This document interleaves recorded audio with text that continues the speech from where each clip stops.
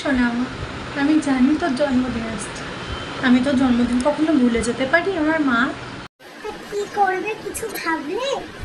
আর করবো মা, মাসের শেষ, বাবার হাত একদম ফাঁকা, তোকে আমি পায়েস করে দেবো ওখানে, ঠিক আছে মা?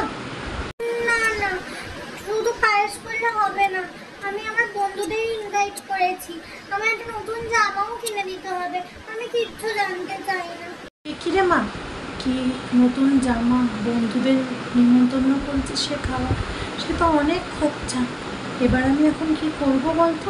ঠিক আছে মা, ঠিক আছে, তোর বাবা আজ আসবো, তোর বাবাকে বলবো কাজের ওখান থেকে অগ্রিম টাকা নিয়ে আসতে হবে মা, তোর জন্মদিন আমি ঘটবো, তুই এবার খুশি হয়ে যা মা। Hello darling. ইয়েস ম্যাম, বলো।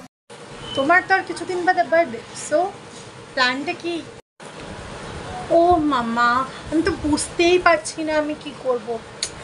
আমি তো কোথায় বার্থডে পার্টি প্ল্যান করব সেটা এখনো ডিসাইডই করে উঠতে পারিনি। মামা গিভ মি সাম আইডিয়া। কি ডার্লিং, তুমি চিন্তা করছো কেন? এত চিন্তা করলে তোমার ডার্ক সার্কেল পড়ে যাবে। ডোন্ট প্যানিক, আমি তো আছি, I will plan your birthday party.